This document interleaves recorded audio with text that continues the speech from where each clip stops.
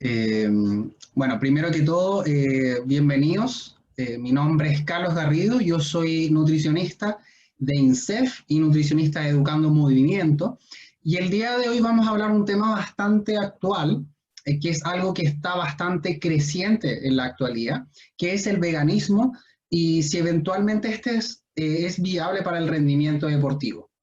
Evidentemente existe mucha información. Hay un gran documental bastante popular que salió en Netflix que puso esto también en la palestra. Por lo tanto, hay que tratar de vislumbrar un poquito qué es cierto, qué es un poco mito, cuáles son las estrategias nutricionales que tenemos, qué son las cosas que debemos que tener presente y obviamente para eventualmente llegar al rendimiento deportivo, que es una instancia bastante compleja. Lo primero que vamos a hablar hoy día es de veganismo propiamente tal, es decir, el tipo de alimentación que no incluye ningún producto de origen animal, ni carnes, ni lácteos, ni huevos. ¿Y por qué lo quisimos hacer así? Porque es obviamente la alimentación más restrictiva respecto a los productos de origen animal que no pueden consumir. Por lo tanto, es bastante interesante hacer el análisis, la contraparte del veganismo, ¿no es cierto?, que es como el punto más restrictivo versus la alimentación más tradicional. Eh, y vamos a partir teniendo primero que todo en consideración que cuando nosotros hablamos de población deportista, hablamos de un grupo selecto, pequeño, de personas que tienen un gasto calórico mucho más aumentado que la población general. En la mayoría de los casos las personas pueden realizar ejercicio por distintas razones. Pueden realizarlo debido a que quieren mantenerse activos, que quieren disminuir su porcentaje de grasa, salud, etc. Pero en cambio el deportista en realidad es aquella persona que realiza un entrenamiento, ¿no es cierto? Una actividad planificada, programada, de tal manera que produzca una adaptación constante y eventualmente llegue a producir una eficiencia en una disciplina determinada eh, al más alto rendimiento. Por lo tanto, estamos hablando de un grupo bastante selecto en el cual los requerimientos, tanto energéticos, proteicos, de macronutrientes en general, micronutrientes, hidratación, todo está aumentado en el deportista.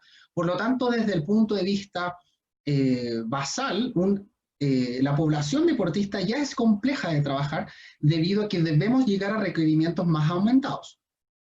Sin embargo, y contestando rápidamente la pregunta de que presumía en un principio, si es posible llegar al rendimiento deportivo con una alimentación vegana, la verdad es que la evidencia es bastante categórica, sí se puede. Ya se puede realizar y se puede realizar una estrategia nutricional óptima para poder rendir en una disciplina. Pero debido a que esta alimentación vegetariana y vegana, o en toda su amplitud, es muy distinta a la que culturalmente seguimos tanto, por ejemplo, en Latinoamérica, en países más bien occidentalizados, supone que tengamos que tener ciertas precauciones y ciertos hincapié en determinados puntos nutricionales, que va a ser lo que vamos a ver hoy día. Por lo tanto, a todos aquellos que estén viendo esta presentación, que la pregunta ¿es viable la alimentación vegana? Por supuesto que sí, lo importante es saber cómo utilizar la estrategia nutricional a nuestro favor para que el deportista pueda llegar eventualmente a todos estos requerimientos aumentados de proteínas, de macronutrientes, etc. Y esto era súper importante, que en realidad, a diferencia de la población general, en un deportista el requerimiento por actividad puede aumentar hasta en un 80% el requerimiento total diario. Y ahí supone la estrategia, ¿no es cierto? Y la dificultad, en cierta forma, de poder llegar a requerimientos altos en deportistas veganos. ¿Por qué? Bueno, lo vamos a ver acá. Mucha de la información que vamos a presentar es una extrapolación, ¿no es cierto?, de estudios que hacen comparativamente en alimentación, en grupos que realizan una alimentación vegana versus alimentación vegetariana, omnívora, etc. ¿Por qué extrapolación? Porque debido a que este interés por el veganismo, por supuesto, que ha explotado, sigue siendo, desde el punto de vista de los estudios, bastante acotado el periodo. Y si hay poca información sobre población en general y veganismo, imagínense con respecto a rendimiento deportivo y veganismo. La verdad es que no hay tanto. Pero sí podemos extrapolar cierta información y sacar ciertas conclusiones. Efectivamente, las personas que siguen una alimentación vegana tienden a consumir menos cantidad de calorías diarias que sus pares vegetarianos, omnívoros, etc. Y es un poco lo que puse en este cuadro, en este estudio, que fue aproximadamente de 1.500 personas, un N bastante importante. Ahora, ¿esto por qué? Podemos sacar la conclusión de por qué ocurre esta eventual disminución de la ingesta calórica total diaria de una población vegana versus la población omnívora. Rápidamente podemos sacar ciertas conclusiones, ¿no es cierto? La alimentación vegana supone un aumento del consumo de productos que son característicos que aporten fibra, por ejemplo, ¿no es cierto? Y acá podemos encontrar las legumbres, podemos encontrar semillas, cereales integrales, cereales enteros, bueno, entre otros. Por lo tanto, estos alimentos tienden a ser bastante saciadores, distienden a nivel digestivo, por lo tanto, producirían esta saciedad precoz. Por lo tanto, esta consideración es importante.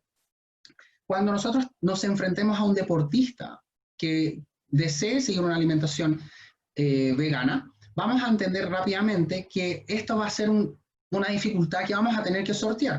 ¿Y cómo lo vamos a sortear? Bueno, existen estrategias nutricionales, las cuales podemos siempre planificar. Primero, el aumentar la frecuencia de consumo. Hay mucha evidencia que sugiere que el consumo de volúmenes más pequeños y fraccionados en el día puede ser una buena estrategia para aumentar la ingesta calórica total y así evitar esta distensión exacerbada a nivel digestivo. Por ejemplo, importantísimo, la incorporación de alimentos de rápida absorción. Aquí es muy importante que tengamos presente con el grupo de población que estamos trabajando. En la mayoría de los casos, azúcares refinados, por ejemplo, son vistos prácticamente como el demonio, ¿no es cierto? En población general, en la cual, por lo menos acá en Chile, cerca del 80 o creo que el 88% de la población es sedentaria, por supuesto que supone la exclusión completa de estos tipos de azúcares. Sin embargo, en población deportista puede ser una gran estrategia a utilizar. Y eso lo ocupamos mucho con el timing nutricional. Incorporar alimentos de rápida absorción, por ejemplo, mermeladas, ¿no es cierto?, altas en azúcares, puede ser una excelente estrategia, o bien pan blanco, ¿no es cierto?, no pan integral, sino que pan molde blanco. ¿Por qué? Porque al ser alimentos de baja complejidad, es decir, con poca cantidad de fibra, lo que va a aportar principalmente es que va a consumir una buena cantidad de carbohidratos de rápida absorción, va a pasar muy poco tiempo a nivel digestivo, es decir, va a tener un vaciamiento gástrico bastante rápido, por lo tanto no va a producir esta distensión abdominal y eventualmente voy a estar consumiendo mayor cantidad de calorías y energía disponible de mucho más rápido. Incorporar alimentos de alta densidad calórica, por supuesto, frutos secos, por ejemplo, las semillas, ¿no es cierto?, almendras, podrán ser maní, mantequilla de maní también, por ejemplo. La densidad calórica se refiere a la cantidad de calorías que aporta un alimento por volumen. Y les voy a poner un ejemplo. La lechuga es un alimento de muy baja densidad calórica, es decir, aporta muy poquita cantidad de calorías en mucho volumen, a diferencia de los frutos secos, que en poquita cantidad, puede aportar mucha cantidad de calorías. Por lo tanto, para efectos del deporte, puede ser muy interesante el incorporar estos alimentos para poder llegar a mis requerimientos totales diarios. Y por otro lado, la suplementación, que esto es súper importante porque al fin y al cabo la suplementación fue pensada y diseñada para estos casos, para aquellos casos en los cuales el deportista le sea difícil llegar a ciertos requerimientos considerando su elevación, ¿no es cierto?, de distintos requerimientos de energía, macronutrientes, etc. Por lo tanto, la utilización de suplementación puede ser bastante interesante, puede ser una excelente estrategia. Obviamente vamos a tener que tener consideración que sean suplementación vegana, ¿no es cierto? Sin embargo, en los tiempos que corren existe mucha suplementación de origen vegetal, por lo tanto no debería ser dificultosa en ese sentido. Por otro lado, el consumo de carbohidratos, una de las ventajas que tiene la alimentación vegana es este aspecto. La alimentación tiende a ser bastante alta en carbohidratos y es bastante lógico pensarlo, suponiendo que es muy alta en frutas, verduras, legumbres, ¿no es cierto? Por lo tanto, esto podría ser una condición bastante favorable para el deporte. Si tenemos en cuenta que el glucógeno muscular, ¿no es cierto?, que nosotros almacenamos siempre es escaso. Hay algo que en deporte siempre decimos, el glucógeno muscular es el oro del deportista, ¿no es cierto? Cuando ese glucógeno muscular comienza a disminuir eventualmente es cuando nosotros llegamos a un punto de fatiga, dependiendo de la disciplina en la cual nos desempeñemos, pero siempre va a ser deseable tener esos depósitos de glucógeno lo más rebalsados posibles para el rendimiento deportivo.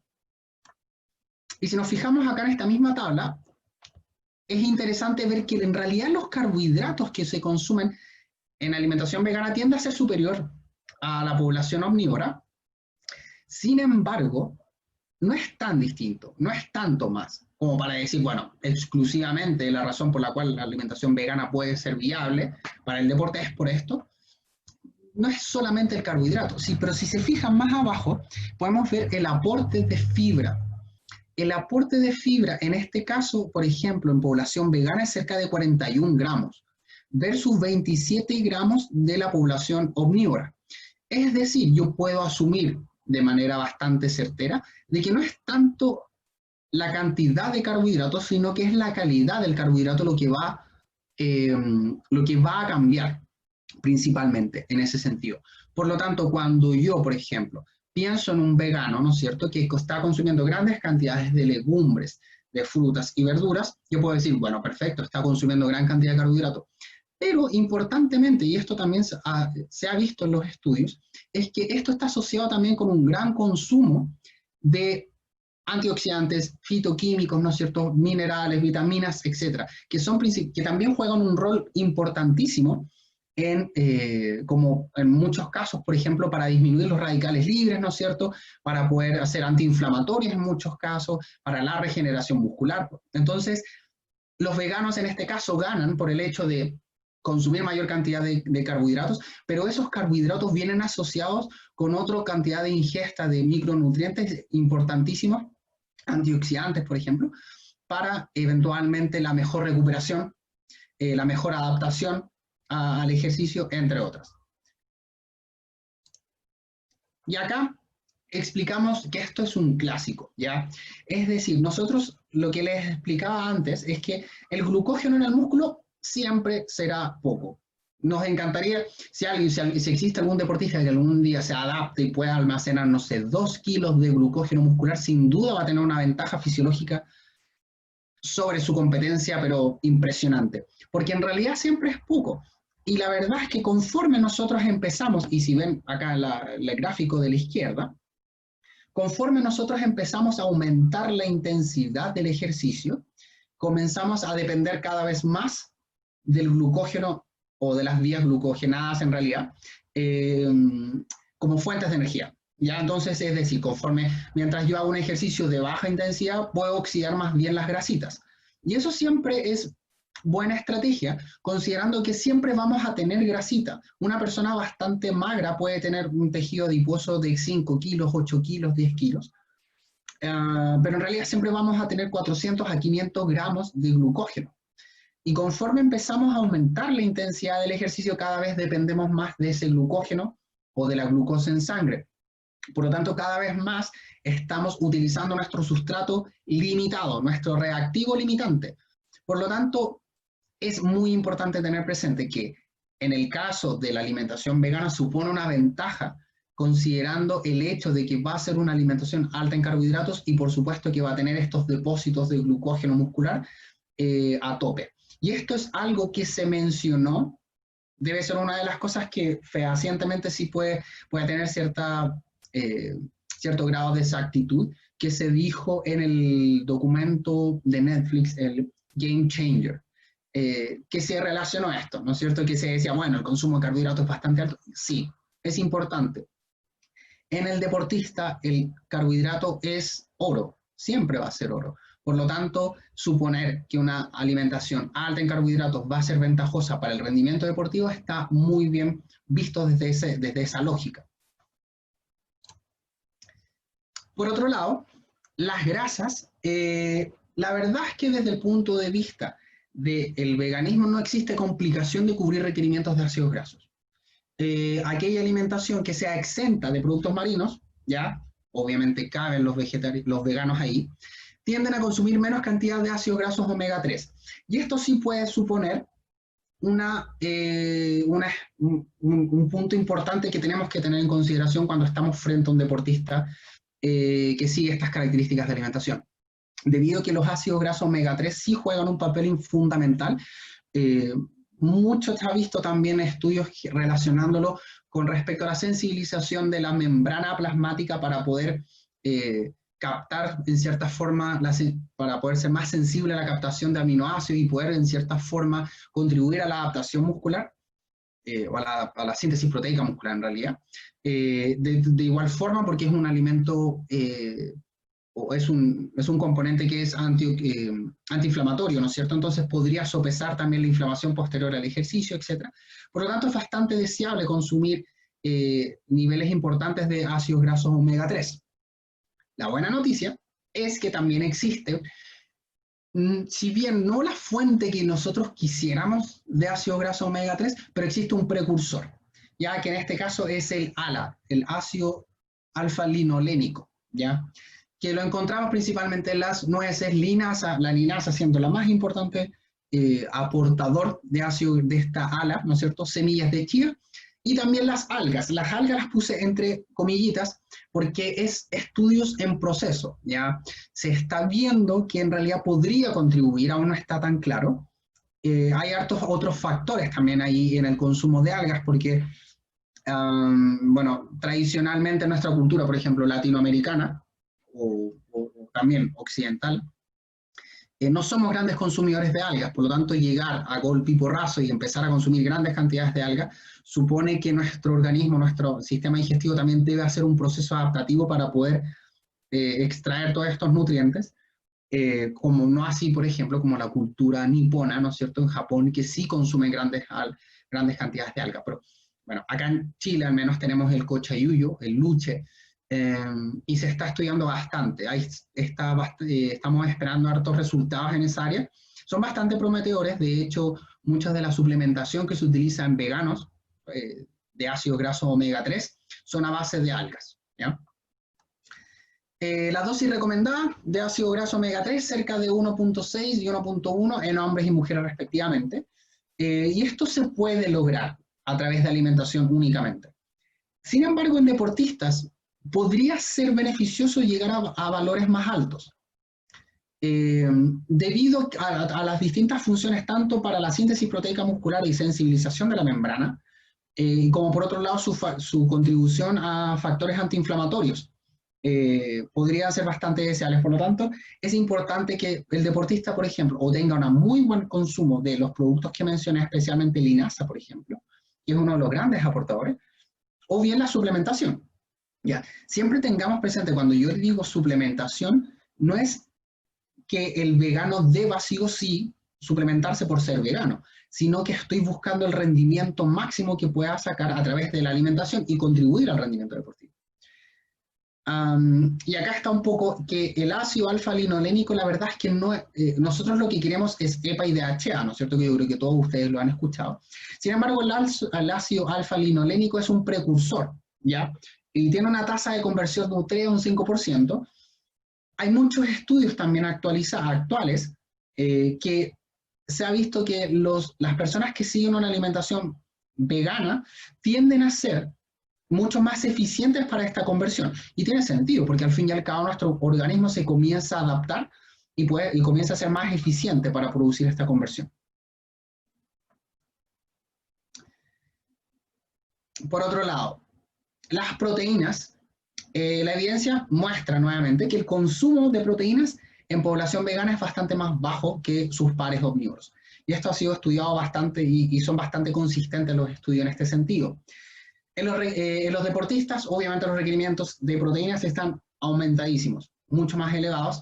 En cualquiera de las disciplinas, antiguamente se solía diferenciar entre disciplinas de resistencia versus disciplinas de fuerza, pero la verdad es que todos los deportistas deben producir una adaptación muscular y una regeneración muscular lo más eficiente posible, porque al fin y al cabo es esto lo que produce, ¿no es cierto?, la mejora del rendimiento deportivo, conforme nosotros comenzamos a hacer este proceso de supercompensación, ¿no es cierto? Poder adaptarnos y eventualmente mejorar. Por lo tanto, los requerimientos se unificaron en ese sentido, cerca de 1.4, 2.7 gramos por kilogramo de peso. Es más o menos la recomendación para transversalmente. Por lo tanto, nuevamente, ¿supone esto que los veganos van a consumir siempre menos cantidad de proteínas? No. Esto nos supone algo que tenemos que tener bastante ojo e hincapié y poder mejorarlos a través de ¿qué? La estrategia nutricional. Si al fin y al cabo ese es nuestro trabajo como nutricionista. Bueno, y acá les puse varias fuentes de proteínas que las vamos a ir viendo, pero las legumbres y algo que yo ocupo mucho con mis deportistas son aquellos derivados, por así decir, de legumbres o derivados de proteínas. Por ejemplo, el tofu, el seitán, la soya texturizada son muy buenas estrategias, ¿ya? Y acá nuevamente podemos ver en esta tabla que efectivamente la población vegana tiende a consumir menos cantidad de proteínas que la población omnívora, ¿ya? Podemos elucubrar distintas teorías de por qué se produciría esto. Principalmente, bueno, obviamente la proteína de origen animal, ¿no es cierto?, se encuentra en gran cantidad en la carne, ¿no es cierto? Y es prácticamente, si uno consume carnes magras, prácticamente es un aporte muy altísimo de proteínas, y no existe un homólogo en su contraparte vegetal. ¿No es cierto? Si nosotros pensamos, por lo general las fuentes de proteínas por lo que están más bien asociadas a las legumbres. Y las legumbres son buenos aportadores de proteínas, sin duda, pero son mejores aportadores de carbohidratos principalmente. Entonces, el tofu podría ser una estrategia, ¿no es cierto? La soya texturizada, nuevamente el seitán, podrían ser excelentes estrategias, pero la verdad es que esto pareciera ser bastante transversal de que se tiende a consumir menos cantidad de proteínas. ¿Ya? Ahora, esto no quiere decir que el vegano esté destinado a comer menos proteína. La verdad es que hay que saber planificarlo en ese sentido. Ahora, hay aspectos que sí tenemos que tener en consideración. La proteína de origen vegetal tiene una menor biodisponibilidad. ¿Ya? Esto supone que, por características propias, la proteína vegetal tiende a tener ciertos antinutrientes o ciertas características que hace que sea más difícil absorberse y que efectivamente el cuerpo pueda utilizar esas proteínas. Esto, sin embargo, es fácilmente manejable como a través del consumo elevado de proteínas, es decir, consumiendo un poquito más, esto se puede sopesar. ¿Ya? Entonces, en general, en deportistas veganos lo importante es tratar de llegar al rango superior de la recomendación. ¿Ya? Mínimo, en mi experiencia, yo les recomiendo que mínimo llegue a los 2 kilogramos de peso de proteínas. Llegar a 2.7 gramos también es posible, quizás en deportistas más bien de fuerza, pero tendría que ser a través de suplementación sí o sí. Es un poco más complejo llegar con alimentación, pero se puede, es totalmente viable. La proteína vegetal también tiene un menor valor biológico. ¿A qué se refiere esto? Que existen ciertos aminoácidos esenciales que están disminuidos. Ya antiguamente se decía, bueno, no, es incompleta la proteína vegetal y no tiene aminoácidos esenciales. No, la verdad es que se ha visto que prácticamente hay muchas proteínas vegetales que son bastante completas, solamente que la cantidad que aportan es menor. ¿Y esto nuevamente supone desventaja? No, porque en realidad lo podemos manejar con la estrategia nutricional. ¿Cómo? El vegano tiene que aprender a consumir todas las fuentes de proteína que ofrece el mundo vegetal. ¿A qué se refiere esto? Antiguamente se hablaba de esta relación que se tenía que hacer entre cereal, ¿no es cierto? Los cereales, dígase arroz, ¿no es cierto? Puede ser arroz, quinoa, ¿no es cierto? Couscous, pastas, etc. Y legumbres, y si se tenían que mezclar en el mismo horario. Sin embargo, a través de la evidencia, ya sabemos que no es necesario que sea en el mismo horario, sin embargo, sí es importante que el vegano consuma distintas fuentes de proteínas a través de su día. Es decir, que consuma cereales integrales, que consuma semillas, que consuma frutos secos, que consuma legumbres, etc. Y que esa mezcla a través del día va a producir un balance aminoácido favorable y que va a tener todos los aminoácidos. ¿Por qué? Porque los aminoácidos que eventualmente no contengan las legumbres las va a complementar con las que consumió a través de los cereales integrales. Las que no tienen los cereales integrales las tienen las semillas y así va mezclando. Lo más importante es que el balance aminoácido esté favorable o esté positivo, que tenga todos los aminoácidos. Y la forma de asegurarse es a través del consumo de las distintas fuentes. Y acá les puse en realidad varios alimentos que son buenos aportadores de proteína. Lo importante es que, sin importar la cantidad de proteína, por ejemplo, el arroz integral, por ejemplo, que si bien no lo puse en la lista, podrá aportar cerca de 2 a, dependiendo del tipo de arroz, pero será 2 a 4 gramos de proteína, ¿no es cierto?, por porción, más o menos por ahí. No es gran cantidad. Sin embargo, lo que me importa no es la cantidad, es la calidad del aminoácido. Es decir, que va a aportar ciertos aminoácidos que probablemente no se van a encontrar, por ejemplo, en las legumbres, ¿no es cierto? Las legumbres, por ejemplo, son más bajas en metionina, los cereales son más altos en metionina. Por lo tanto, perfecto, se complementan, ¿ya? Acá tenemos de ejemplo las lentejas, el tempe. Si se fijan, hay muchos productos que no son tradicionales de nuestra cultura, por ahí supone un poco la dificultad. El tempe es un fermentado de distintos granos que puede ser de soya, de porotos negros, de garbanzo, etc., que se ocupa principalmente en la alimentación oriental, principalmente en el sudeste asiático, que es muy buen aportador de carbohidratos y proteínas. Ya, obviamente las legumbres, la soya texturizada, nuevamente encuentro que es muy buena estrategia utilizar estos productos en deportistas, porque así puedo aumentar mucho el consumo de proteínas sin variar tanto el consumo el aporte, perdón, de carbohidratos. El tofu, nuevamente, un producto de origen más bien oriental, el seitán, ¿no es cierto? Y preparaciones, por ejemplo, como el hummus, que tampoco son características de nuestra cultura. Y las semillas, nuevamente. Las semillas, si bien no van a ser grandes aportadores, fíjense que, por ejemplo, en 30 gramos de almendras tengo cerca de 4.5 gramos de proteína. No es gran cantidad, pero me importan los aminoácidos. Por ejemplo, los frutos secos son muy buena fuente de BCA, ¿cierto?, de aminoácidos ramificados. Por lo tanto, van a aportar al pool aminoácido. Y eso es lo que me importa, al fin y al cabo. Que mi deportista tenga todos sus aminoácidos para poder hacer la regeneración muscular. Ahora, por otro lado, un aspecto importante son los micronutrientes, ¿ya? Evidentemente, por factor de tiempo no puedo hablar de todos los micronutrientes que son característicos que la alimentación vegana tiende a tener ciertas precauciones. Sin embargo, les menciono los más importantes, o los que yo considero más importantes.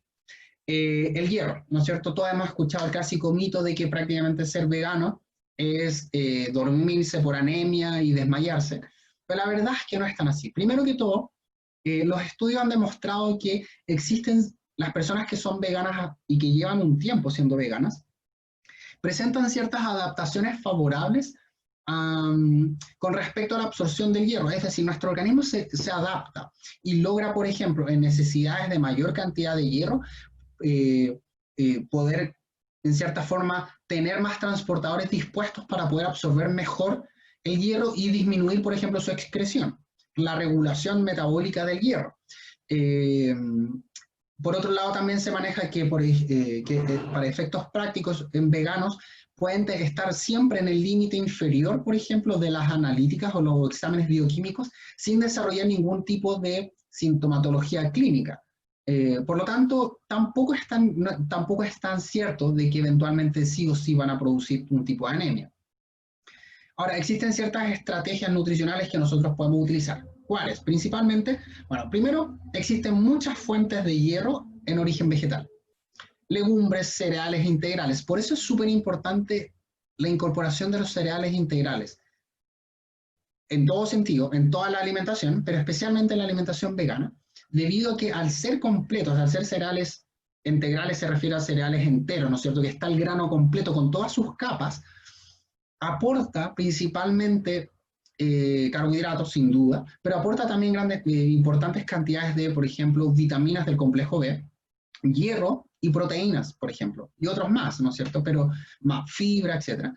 Pero son estos los que me importan en el caso del vegano, porque no tendría, si es que una persona sigue una alimentación vegana, ¿no es cierto?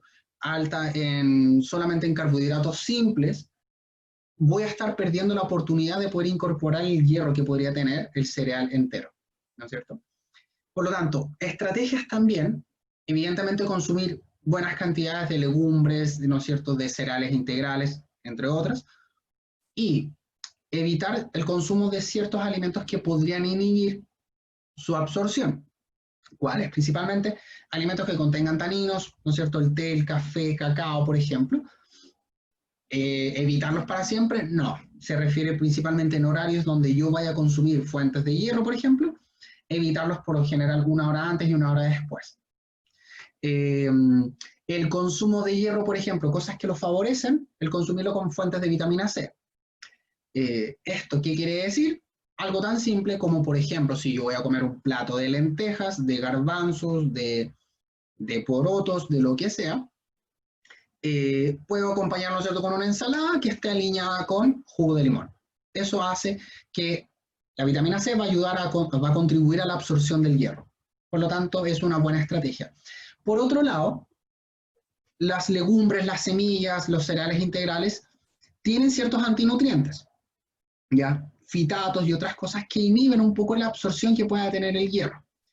Sin embargo, el remojado, el germinado, el fermentado, por ejemplo, contribuye a inhibir la acción de estos antinutrientes o estas enzimas. Por lo tanto, importante, ahí está la razón por la cual nosotros tendemos a tolerar mucho mejor las legumbres cuando las remojamos. El remojado puede ser ojalá durante la noche, ojalá 12 horas, pero puede ser mucho más, porque ya conforme, por ejemplo, comienzo a dejarlo remojado mucho más tiempo, comienzo a hacer los procesos de germinado, por ejemplo. Mientras más tiempo pueda ser mejor, pero esto es importante que se haga en las semillas, en los cereales integrales y en las legumbres, que se remojen sí o sí, para poder obtener y absorber todas las fuentes de nutrientes que tengan, ¿ya? Con el zinc pasa algo más o menos parecido, ¿ya? También las fuentes son bastante similares y también tienen estos antinutrientes, por lo que es importantísimo, en este caso, el remojado, el germinado y fermentado, ¿ya? También, al realizar estos procesos en los cereales integrales, en las semillas, en las legumbres, por ejemplo, va a contribuir a inhibir estas enzimas o estos antinutrientes que podrían inhibir la absorción del hierro, del zinc, perdón, en este caso. Y con respecto al calcio, efectivamente, y acá no hay nada que hacer, las personas que siguen alimentación vegana tienden a consumir menos cantidad de calcio, ¿ya? Supone una gran controversia esto, porque en realidad las recomendaciones de calcio que tenemos son bastante dispares de lugar a lugar. Son muy distintas las que tiene Estados Unidos a las que tiene España. En algunas situaciones fisiológicas se aumenta, como en el embarazo, pero en otros países no se aumenta, etc. No está tan zanjado como nosotros quisiéramos. Sin embargo, sabemos que al menos las pérdidas fisiológicas de calcio son cerca de 400 miligramos diarios. Por lo tanto, al menos tenemos que consumir una cantidad basal más o menos un poquito superior a esa. Sin embargo, es importantísimo que en los estudios que se ha hecho comparación de consumo, ¿no es cierto?, tanto en alimentación vegana versus alimentación tradicional, llamemos omnívora, ¿no es cierto?, se ha visto que evidentemente las personas que siguen una alimentación vegana tienden a tener un consumo de calcio menor que sus pares omnívoros. Sin embargo, esto no representa implicancias clínicas. Y ahí esto se ve también en la probabilidad o la tendencia a producir lesiones, fracturas, etcétera, la densidad ósea, por ejemplo, etcétera. No se ha visto que sea tan significativo. Ahora, ¿por qué? Pues, nuevamente tenemos que lograr ciertas conclusiones, tener claro que si bien el calcio es importante, el consumirlo, ¿no es cierto?, no tiene ningún sentido el consumo exacerbado de calcio si no está el estímulo suficiente para producir esa absorción de calcio. ¿A qué me refiero? Cuando nosotros llegamos a nuestra altura, a nuestro desarrollo máximo, es decir, nuestro crecimiento longitudinal, nuestra forma de poder reabsorber o absorber calcio, ¿no es cierto?, es a través de las microfracturitas que se puedan hacer en nuestros huesitos. ¿Ya? Y estas microfracturitas chiquititas se producen a través del ejercicio, del entrenamiento. Por lo tanto, el ejercicio juega un rol fundamental. De nada sirve si yo consumo 4.000 miligramos de calcio al día y no estoy haciendo este ejercicio, porque al fin y al cabo lo que yo quiero es que mi masa ósea pueda absorber este calcio.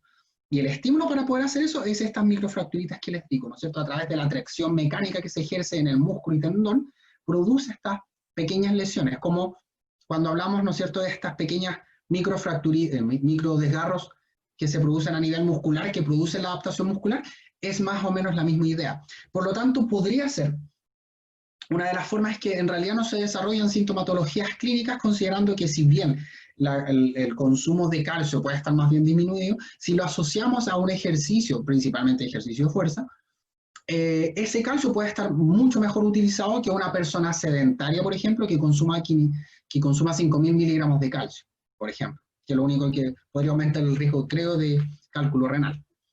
Y por otro lado, la vitamina D, fundamental, porque también participa de forma activa en el metabolismo del calcio. Por lo tanto, si yo tengo niveles bajos de vitamina D, soy sedentario, pero consumo 5.000 miligramos de calcio, nuevamente, no estoy produciendo la eficiencia metabólica de este micronutriente, y que sí podría explicar por qué los veganos, al fin y al cabo, no presentan sintomatologías clínicas, por ejemplo, ni menor densidad mineral ósea, entre otras cosas. Por lo tanto, en el caso de los veganos, por supuesto, es importante el consumo de productos vegetales que aporten calcio. Hay muchos, ¿no es cierto?, las verduras de hojas verdes, el brócoli, las almendras, semillas, etcétera. Sésamo, existen muchas fuentes. Pero más importante es enfocarse también en aspectos como el ejercicio, ¿no es cierto?, y la vitamina D. Va a ser súper importante en ese sentido. Ya. Y también, importantísimo, y esto, si hay algo que tienen que irse con claridad, es que cualquier persona que realice restricción de consumo de productos de origen animal debe suplementarse con vitamina B12, ¿ya?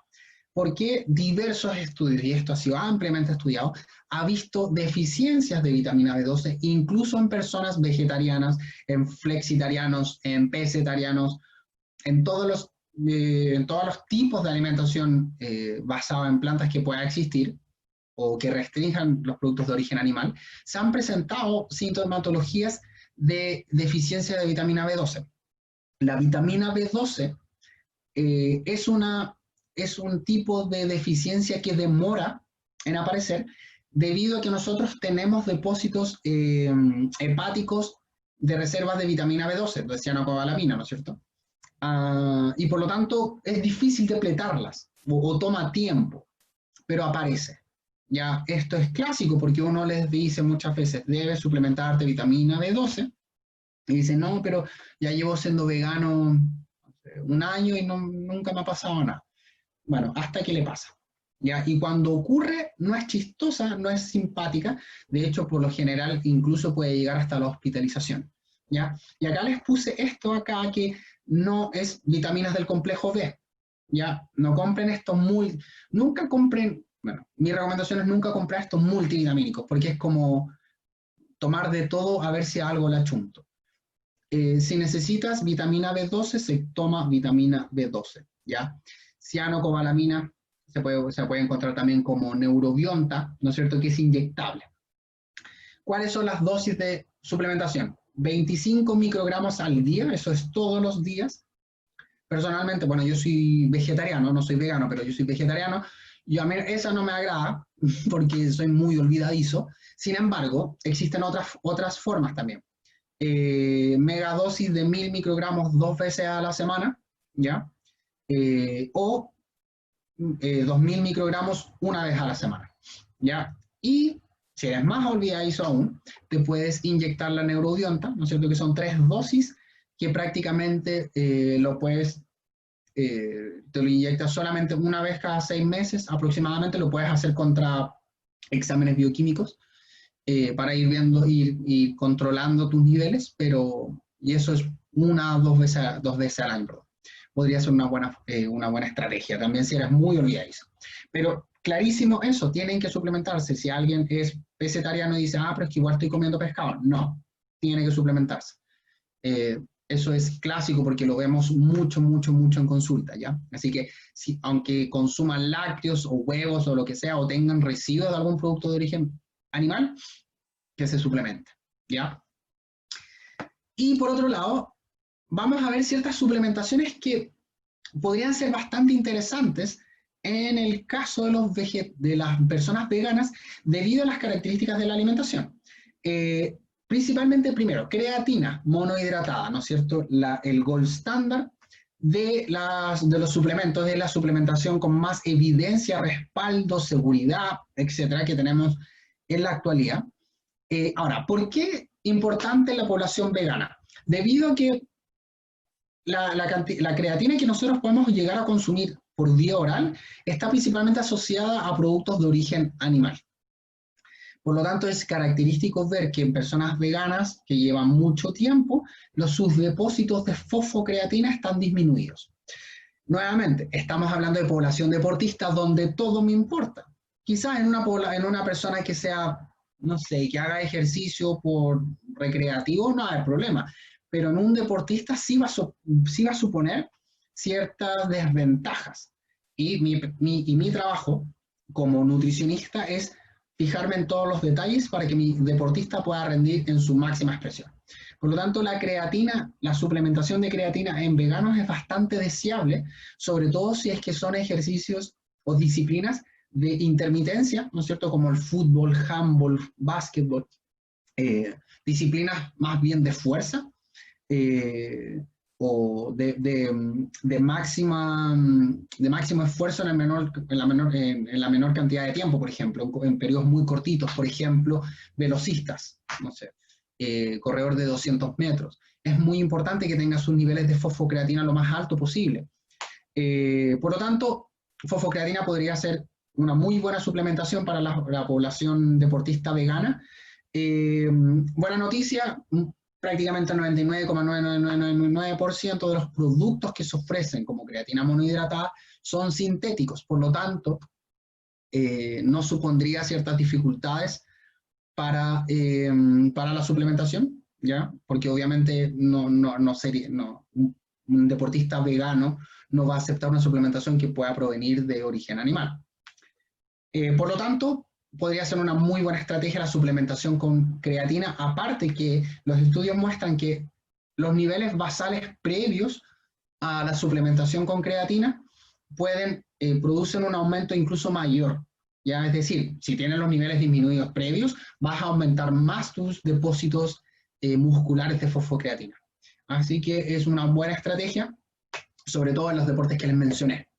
Y por otro lado, está la betalanina, que también sigue la misma característica en ese sentido, considerando que la betalanina, donde la podemos obtener por vía oral, es principalmente las fuentes animales.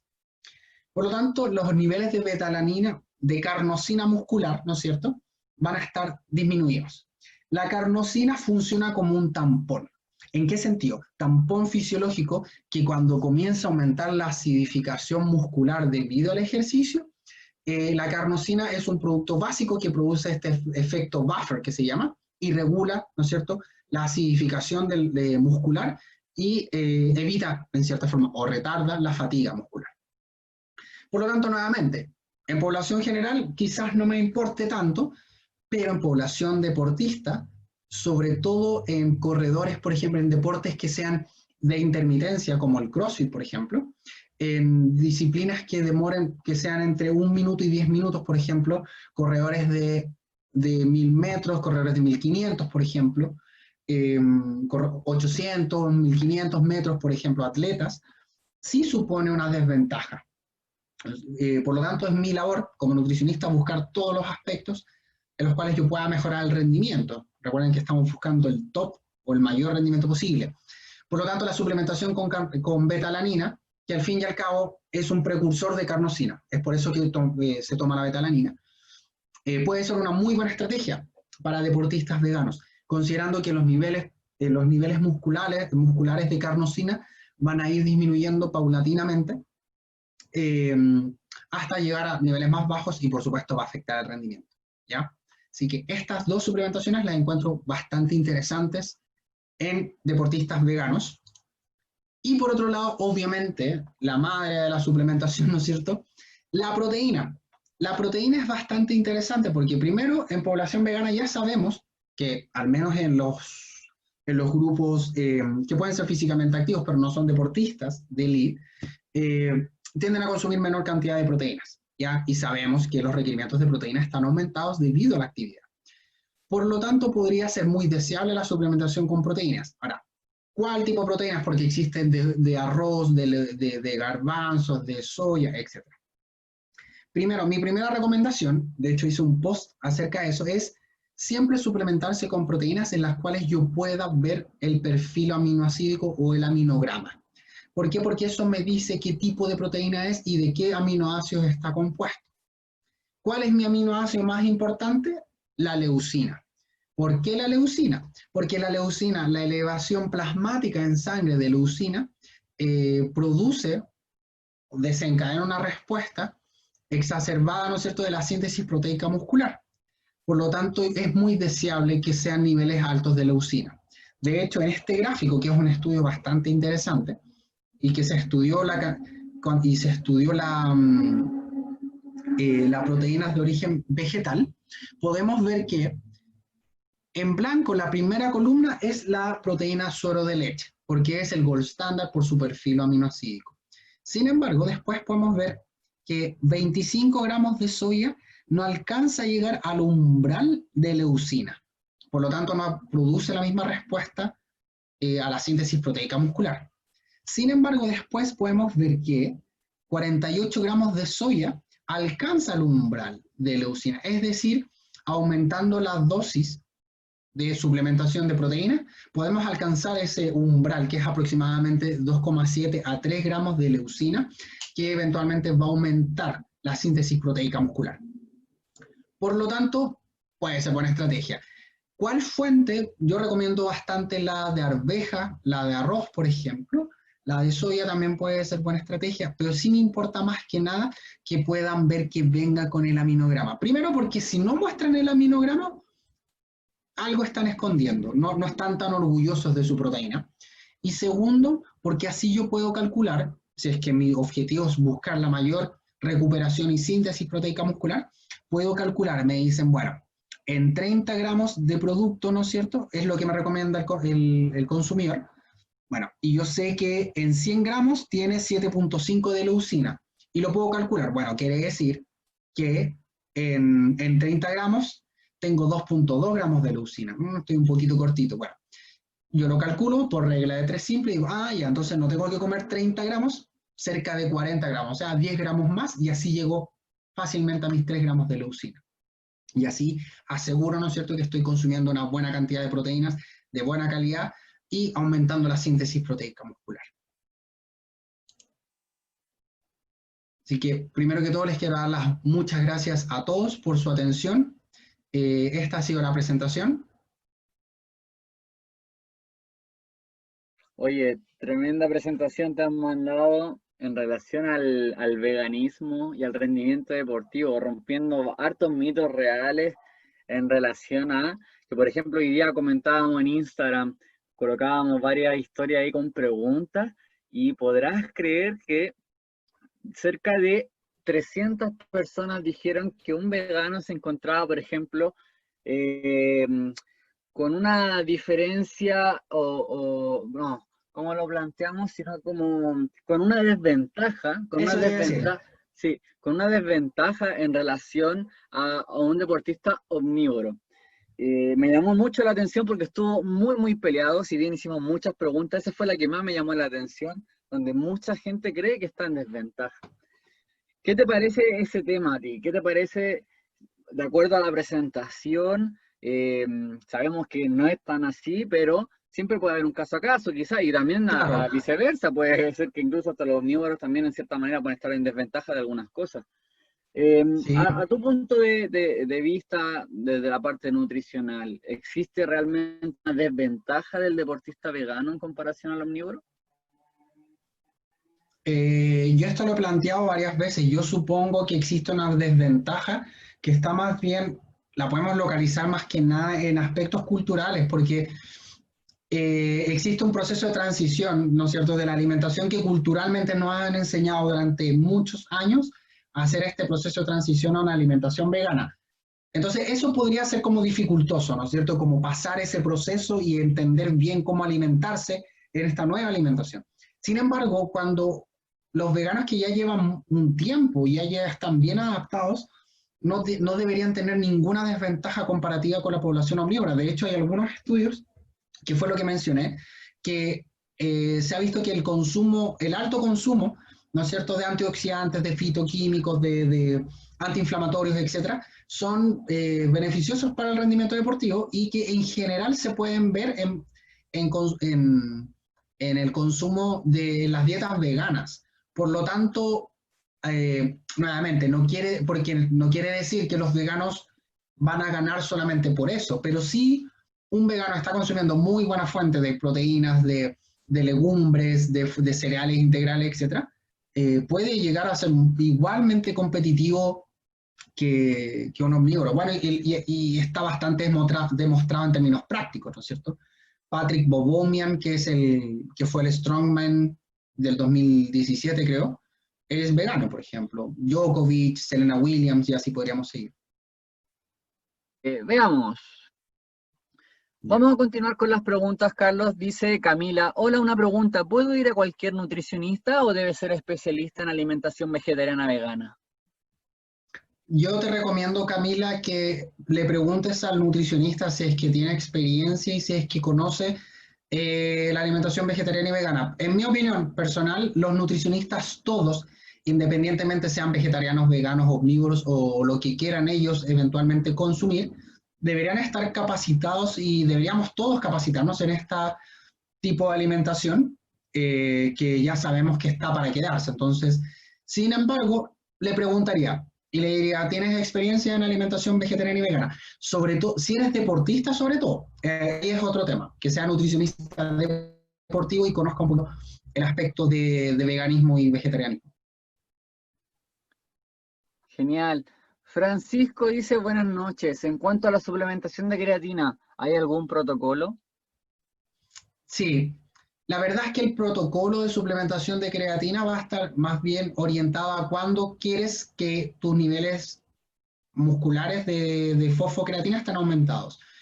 Hay ciertos protocolos que son de 20 gramos diarios por 2 a 4 días, algunos protocolos, y luego se continúa con 3 gramos diarios. ¿Por qué? Porque en esos 2 a 4 días aumentas mucho los niveles de fosfocreatina muscular y luego los mantienes. También está la otra alternativa, que es la dosis crónica de 3 a 5 gramos diarios por al menos 4 semanas. Va a tardar un poquito más, aproximadamente 28 días, en llegar al pic de máxima acumulación de fosfocreatina muscular, pero vas a tener los efectos ergogénicos o beneficiosos igual. Personalmente yo ocupo más la dosis crónica porque una de las características de la creatina monohidratada es que puede producir malestar digestivo, pero depende en ese sentido cómo, si es que quieres aumentarlo lo antes posible, probablemente es bueno hacer protocolos de carga, y si no, fase de crónica nomás. Vamos, continuamos. Belén nos dice, ¿garbanzos o arvejas? ¿Cuál es mejor? La verdad es que ambas son buenas. Ambas son buenas opciones. Ahora, si te refieres a fuentes de, bueno, a ver, como alimentos, ambos. Ya ambos pertenecen en cierta forma como a grupos de legumbres, por lo tanto ambas son muy buenas estrategias. Ahora, como fuentes proteicas, yo me inclinaría más por la de garbanzo como suplementación, pero es nuevamente por un aspecto más bien personal, pero ambas pueden ser buena estrategia. Lo importante, si es con suplementación, siempre que digan, bueno, suplementación a base de garbanzo o a base de arvejas, pero que venga con aminograma para saber más o menos qué es lo que trae, y así poder compararlos y eventualmente poder ver bien la cantidad de leucina que traigan y todo. Tremendo. Martina dice, tengo una duda respecto a las legumbres, más específico, las lentejas rojas. ¿Estas no requieren remojo previo a su cocción? ¿Esto afecta en la absorción de aminoácidos? Mira, siempre es recomendado que todas las legumbres, semillas, cereales integrales sean remojados, debido a lo que comentaba, ¿no es cierto?, estos antinutrientes que puedan tener que puedan en cierta forma inhibir la absorción de distintos nutrientes. Eh, no sé si específicamente los aminoácidos es lo que más me preocupa en ese caso, pero sí, sí o sí yo le recomendaría el remojo. Ahora, evidentemente, por ejemplo, si es que ustedes compran estos legumbres que ya vienen preparadas, no, po, ahí no tiene ningún sentido perdón, el remojo. Pero si son legumbres que vienen crudas, sí, sí o sí remojarlos. Al menos los pueden dejar remojando en la noche. Entendido. Cristóbal nos dice cómo afectaría en el entrenamiento de alto rendimiento si es que la nutrición estuviese mal balanceada. Sí. Ah, bueno, eso es transversal, no solamente los veganos. Es un aspecto importante, o sea, toda alimentación vegana, vegetariana, omnívora, lo que sea, se puede hacer bien o se puede hacer mal. Entonces, cuando tú me mencionas que mal balanceada, ¿no es cierto? Es decir, que no llegamos a los requerimientos, etcétera, supone hartas dificultades, porque principalmente lo que busca un deportista es a través del entrenamiento producir una adaptación continua y cada vez ser más eficiente para poder desempeñar una disciplina específica.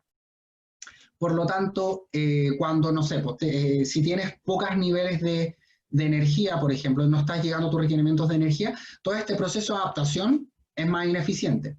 Aumentas el riesgo de lesiones, por ejemplo.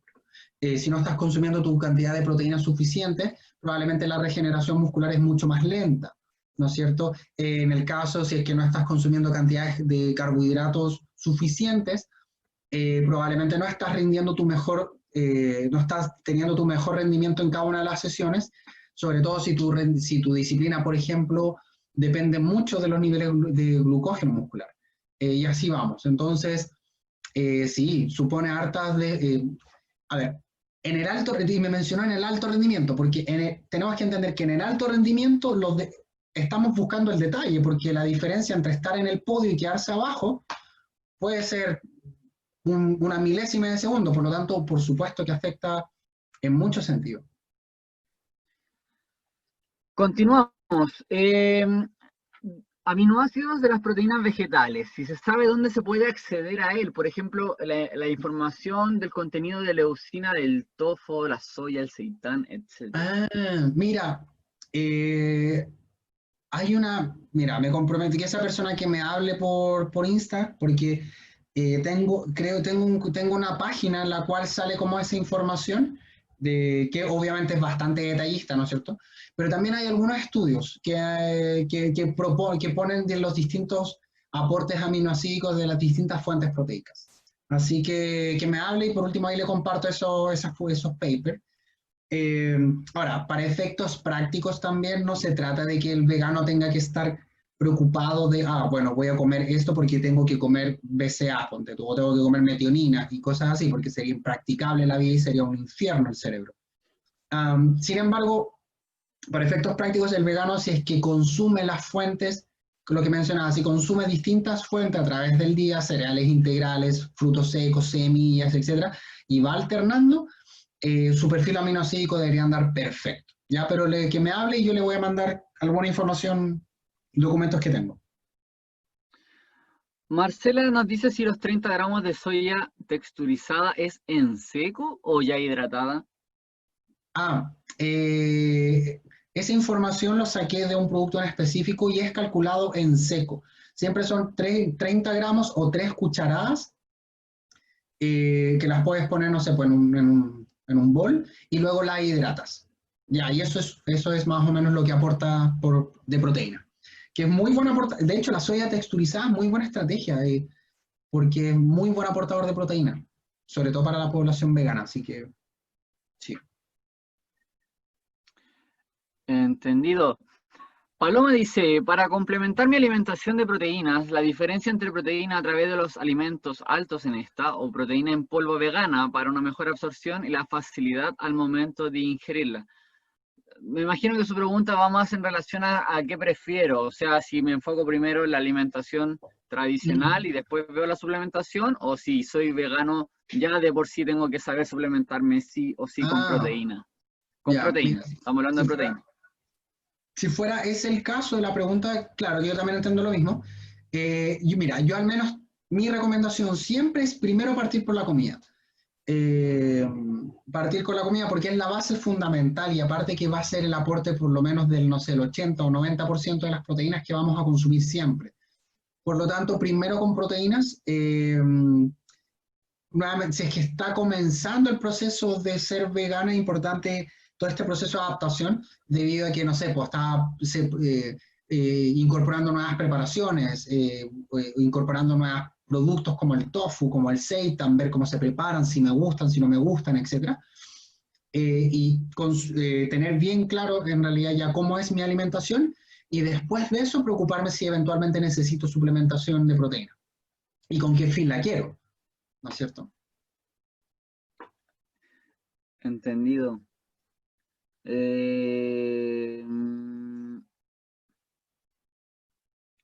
Seguimos buscando. Oh, mira, qué interesante esta. Max González nos dice, ¿se recomienda el ayuno intermitente en personas que lleven una alimentación vegana vegetariana? Wow, ese ya eso es vegetariano, vegano nivel Dios. Saiyajin, sí, pues, Saiyajin nivel 3 por ahí. Eh, sí, a ver, aquí voy a dejar dos aspectos importantes. Yo creo que cuando, cuando uno comienza a hacer un proceso de transición hacia una alimentación vegetariana o vegana, obviamente toma un tiempo y yo creo que esos tiempos hay que respetarlos también. Uno ve mucho a estas personas que de repente de golpe y porrazo les dan ganas porque, no sé, pues vieron Game Changer y dicen, ah, ya mañana soy vegano, y, bueno, no hacen todo el proceso de transición y no saben bien cómo armar su alimentación, etcétera, bla, bla, bla, y se ven frustrados y después tienden a volver a consumir carne. Entonces, si es que eventualmente ya tienes tu alimentación vegetariana y vegana totalmente zanjada, bien estructurada, ya sabes bien cómo comer, dónde están los nutrientes, etc., lo encuentro totalmente viable. Ya lo encuentro muy viable en ese sentido. El ayuno intermitente es un protocolo, por así decirlo, de alimentación un poco menos tradicional, pero que mientras cubramos nuestros requerimientos va a ser totalmente sustentable. Pero lo que sí, y me ha pasado en consulta, es que de repente hacer los dos procesos a la vez no tiene sentido, porque es como es ponerse más trabajo a uno mismo. Así que sí, si es que tiene solucionado su tema vegano vegetariano y ya lleva tiempo y es experto, por supuesto, ningún problema. Michelle dice, hay estudios que indican que el consumo de soya en exceso puede tener efectos perjudiciales por las isoflavonas que estas contiene. ¿Esto incluye la suplementación con proteína de soya? Bueno, la otra vez también Francis, ¿te acuerdas en el super webinar? Creo que habló un poco acerca de la soya en general y como mala fama que se ha ganado en cierta forma. No, la verdad es que las isoflavonas no son tan perjudiciales como se han publicado en algunas instancias. Al menos así lo hemos visto en varios estudios. De hecho, se ha estudiado en su repercusión a nivel que se habló mucho tiempo de disminuir los niveles de testosterona, etcétera. La verdad es que no, y yo no me preocuparía tanto de eso. En ese sentido, mi recomendación es que, por ejemplo, si estás consumiendo mucha cantidad de soya en tu alimentación, me parece buena estrategia debido a lo que les mencioné, que tenemos que consumir fuentes necesitamos consumir proteínas de distintas fuentes, esa es como la mejor estrategia. Yo en ese caso elegiría otra fuente de proteína. Pero no me preocuparía en exceso de las isoflavonas o si la feminización por la soya o cosas así, para nada. Carlos, ¿quieres compartir algún mensaje o algo con las personas que se han conectado hoy, con quienes nos van a ver después de manera grabada en YouTube? ¿Algún mensaje, algo que quieras decir? Bueno, solamente agradecerles como siempre a la familia INSEF. Muchas gracias a todos por conectarse, por generar estas instancias. Obviamente todo lo que nosotros hacemos, estudiamos o generamos contenido es para entregarlos, ¿no es cierto?, para ustedes en ese sentido. Así que siempre es bienvenido cuando ustedes se conectan, participan, se motivan a participar en estas instancias. Así que nada, agradecerles a todos por su atención, por su concurrencia. Espero que les haya gustado. Y como dijo Manuel, tengo bastante buena voluntad, soy bastante instagramero, así que si quedaron algunas dudas pendientes y no las alcanzamos a ver, las podemos resolver a través de mi Instagram, me pueden mandar las preguntitas y yo feliz las respondo. Esto es lo único que sé en mi vida. Así que es lo único que puedo hablar. Muchas gracias, Carlos.